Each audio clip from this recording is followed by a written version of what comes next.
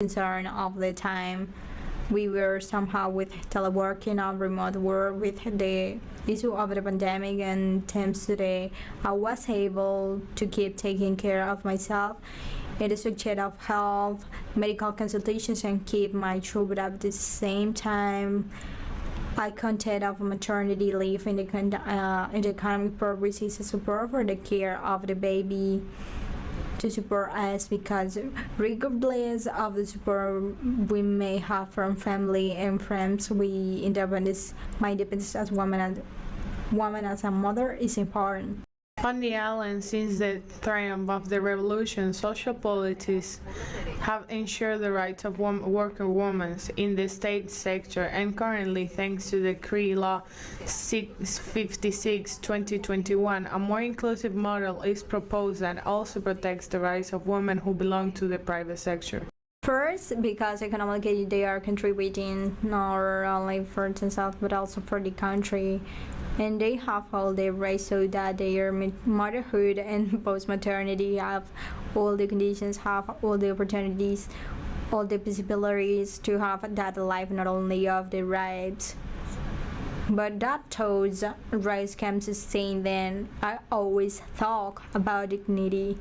We have to talk about the dignity of women and men. That is what we have to achieve. That is what the Cuban Social Project wants to achieve. That is what have the base, and that's what we have to finish materialism. However, despite the benefits for women in the fact of pregnancy and motherhood, the low birth rate sustained in recent years does not ensure generational replacement in the country, nor does it meet the reproductive expectation of men and women. Since 1978, the population replacement rate has not been reached. That is, for each woman is another to replace her in the reproductive role, an issue that continues to be a priority of work for the Cuban state. Lisa Andandés, teleSUR, Havana.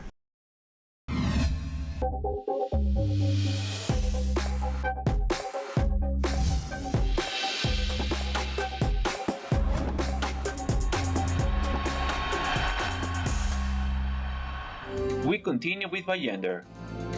In this Battles for Equity segment, we will talk about the struggle of African leader Teresa Kachindamoto and her tireless work against child marriages. Let's see it.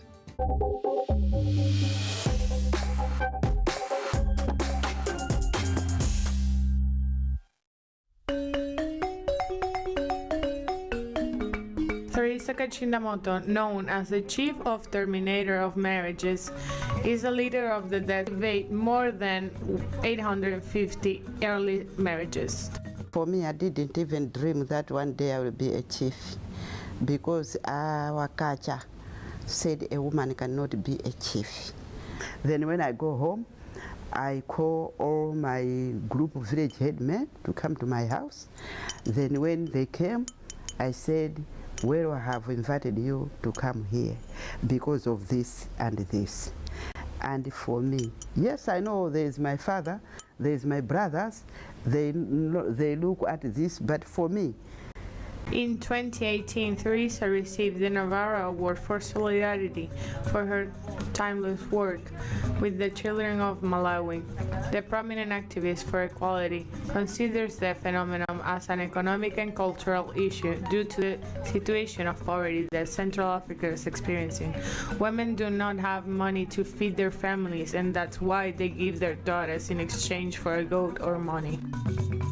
I tried my best to help them to do some garden. I have about 4 gardens, which they grow beans, rice, so that they can sell those beads. And I have about 2 sewing machines.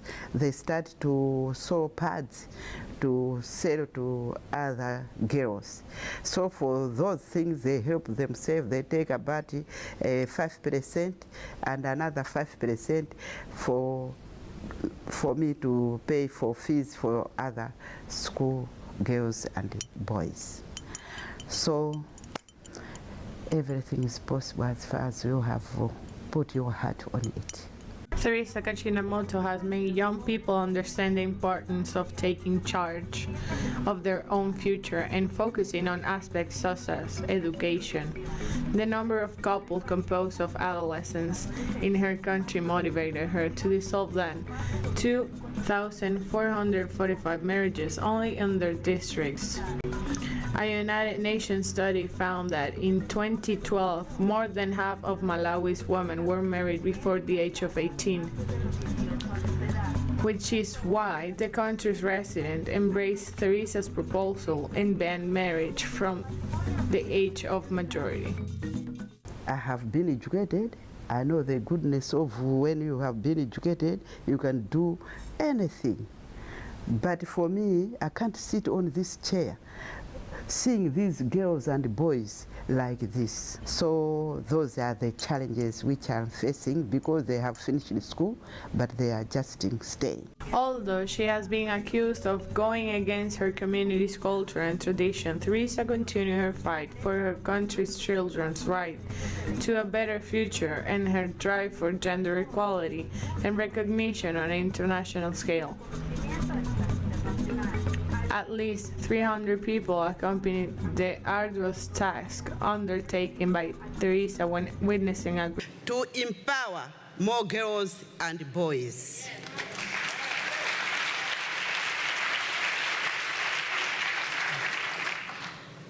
I want to give these girls opportunity and freedom.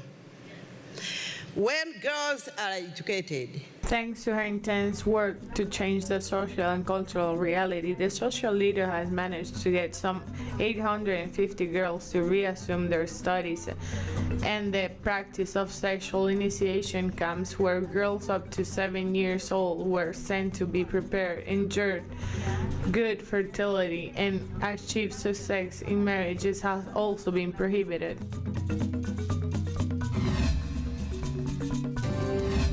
We remind you that through our email, congenero@telesurtv.net, you can suggest topics and share your story with our team. It is time for our Gender Culture segment. Let's see what the production team brings us this week.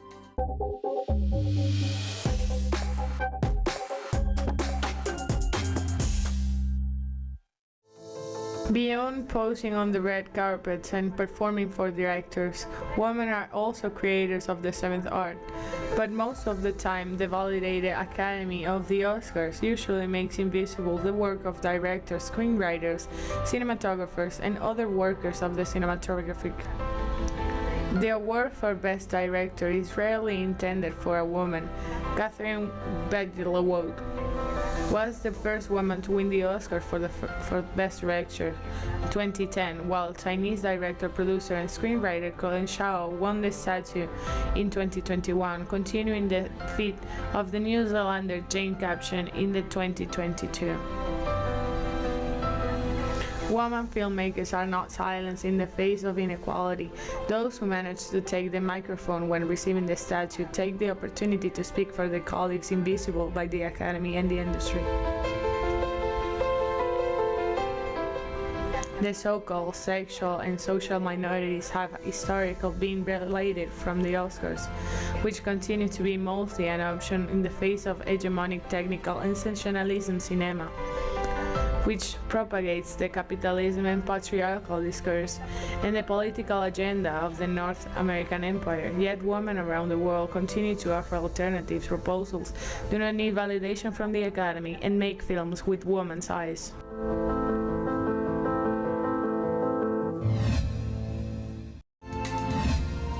With this cultural information, we say goodbye. Remember that in our website, telesurenglish.net, you can watch this and other broadcasts, as well as on our YouTube channel, Congenero Telesur. Thank you for joining us. We leave you with good music. See you in the next installment of Gender. A gente fica mordido, não fica. Tente lave o teu jeito de olhar. Do beijo em teu pescoço, do meu toque grosso, com medo de te transpassar. A gente fica mordido. Pakistani journalist